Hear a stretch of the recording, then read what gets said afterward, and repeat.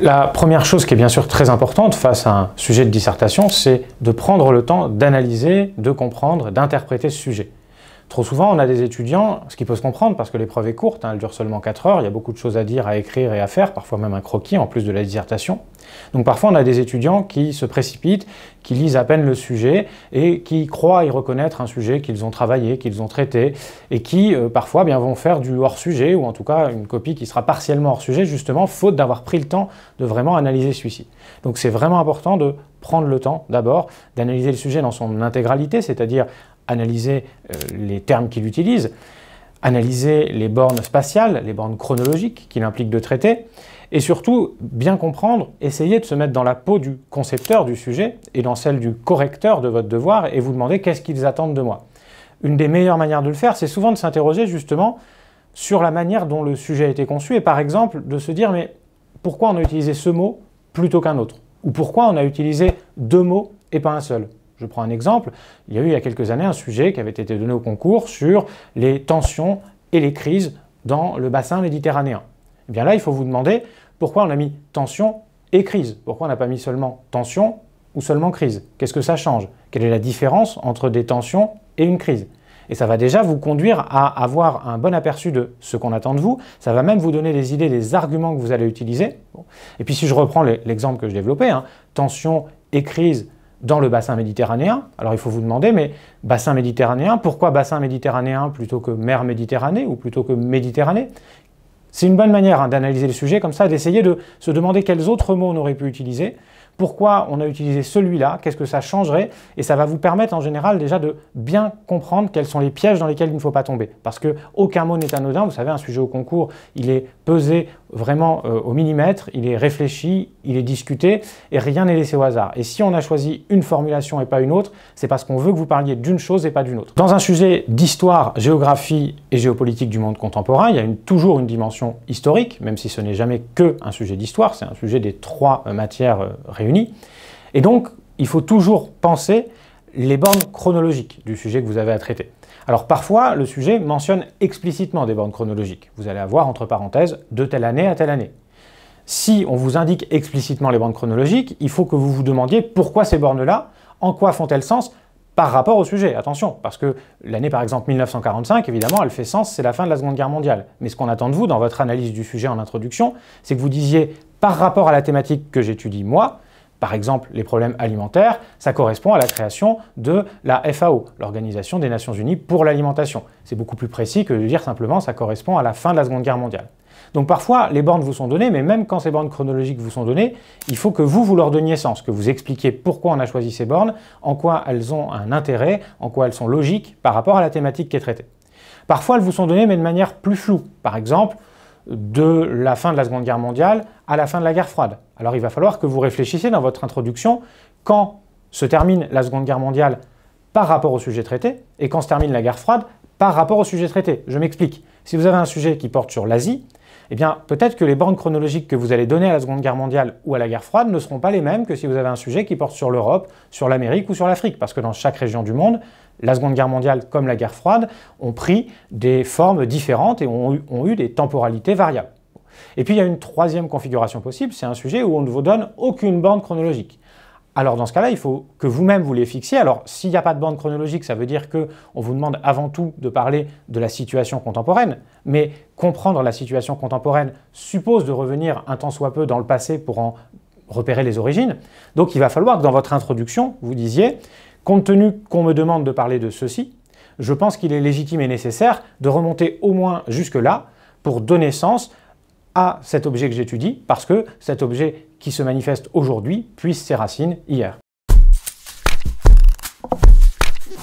L'introduction se termine bien sûr avant l'annonce du plan par une problématique, ou plutôt par une problématisation, parce que c'est une phase de l'introduction qui amène à soulever donc le problème auquel vous allez chercher à répondre. Trop souvent, les étudiants ont tendance à confondre question et problématique. Une problématique, ça ne se termine pas nécessairement par un point d'interrogation, même si ça peut l'être, et surtout, c'est pas parce que vous avez trouvé une question, une phrase avec un point d'interrogation à la fin, que vous pouvez vous dire « j'ai trouvé ma problématique ». Dans problématique, il y a problème. Un problème, c'est pas la même chose qu'une question. Une question, c'est en général quelque chose d'assez simple, à laquelle on peut répondre par oui ou par non.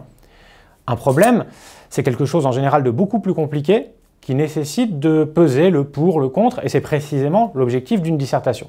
Par exemple, si vous avez un sujet qui porte sur les évolutions de la démographie mondiale, vous ne pouvez pas vous contenter de poser la question « Est-ce que la population mondiale est appelée à continuer à augmenter dans les décennies ou les siècles à venir ?» Ça, c'est une question. C'est intéressant, mais ce n'est pas en soi un problème. Il est beaucoup plus intéressant de vous demander, par exemple, et ça c'est une vraie problématique, pourquoi est-ce qu'aujourd'hui, la plupart des démographes s'accordent à dire que la démographie mondiale va fortement stagner et peut-être même diminuer à moyen ou long terme. Là, vous soulevez un problème. Ce n'est pas une simple question auquel on peut répondre par oui ou par non. C'est un problème pour lequel il va falloir avancer des arguments pour et contre, essayer de comprendre quelles sont les différentes analyses qui sont fournies qui permettent d'appréhender le futur démographique de la planète. Donc vraiment, pensez bien à cela lorsque vous êtes dans cette phase de problématisation. L'important, c'est vraiment que cette problématique serve de tremplin à votre dissertation. Et donc, il faut qu'elle permette de dire beaucoup de choses et des choses contradictoires. Si votre problématique, c'est une question toute plate à laquelle on peut répondre en une phrase, alors vous allez avoir bien du mal ensuite à faire une dissertation avec plusieurs parties, avec des arguments pour et contre.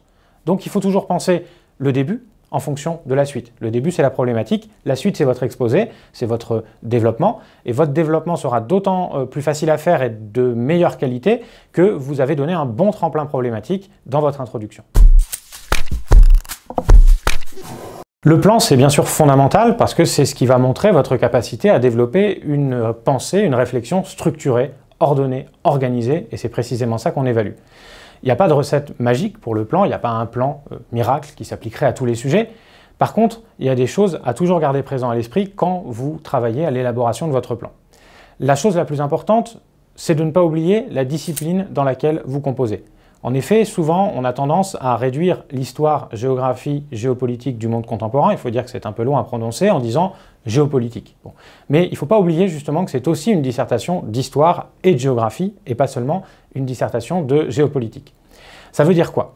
Ça veut dire concrètement qu'il faut que vous ayez des réflexes analytiques qui sont ceux des historiens, des géographes et des géopoliticiens. Par exemple, réflexe de l'historien, penser dans le temps.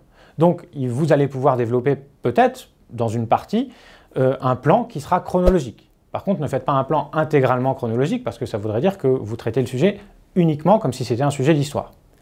Des réflexes de géographe, ça veut dire, par exemple, que vous allez jouer sur les échelles.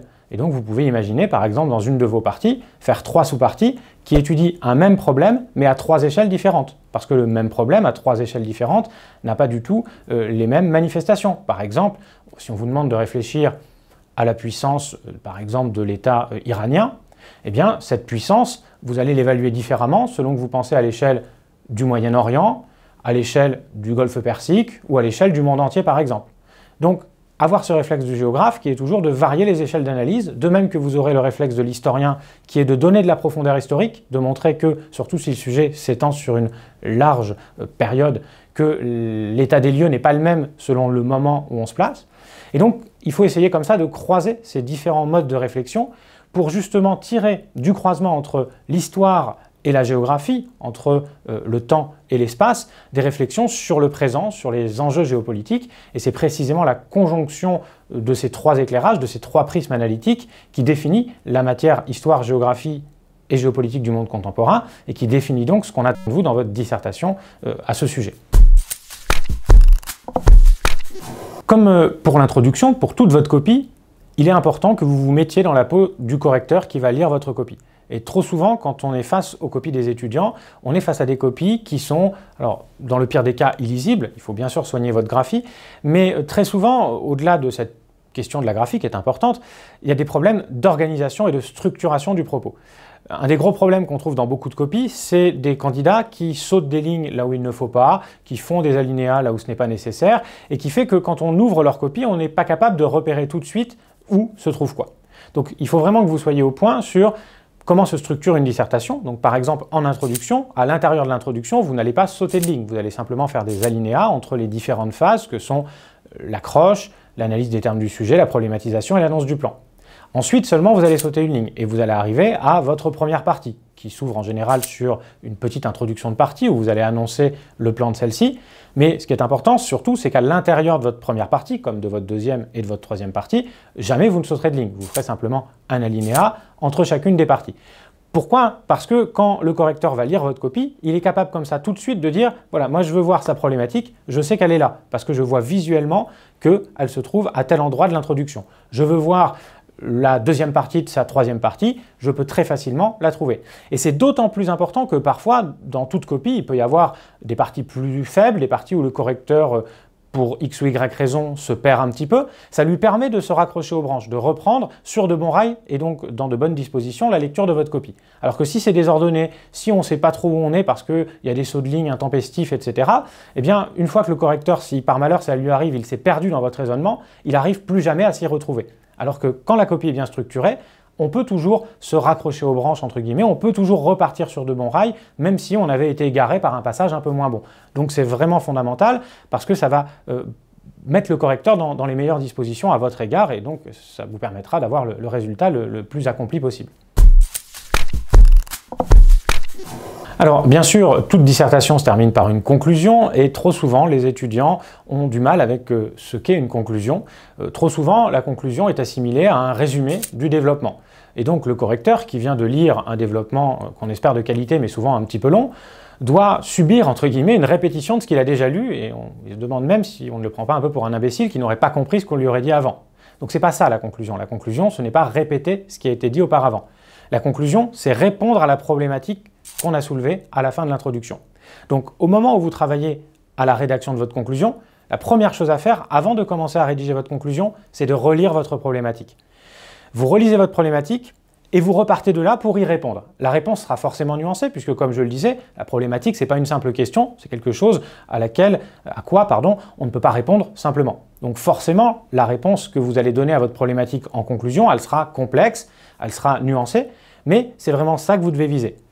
Répondre à la problématique et non pas répéter ce qu'on a dit. Alors bien sûr, vous allez répondre à la problématique en vous appuyant sur ce que vous avez dit dans votre développement. Mais s'appuyer sur ce que vous avez dit dans votre développement, ça n'est ni le résumé, ni le répéter. Donc c'est vraiment ça le cœur de la conclusion, hein, c'est apporter une réponse nuancée à la problématique soulevée en introduction. Et puis on peut bien sûr ensuite ouvrir sur un autre problème que pose la résolution que vous avez apportée, mais vraiment ce qui est très important, hein, c'est malgré tout de conclure, c'est-à-dire de refermer, de boucler la boucle que vous avez ouverte avec votre introduction.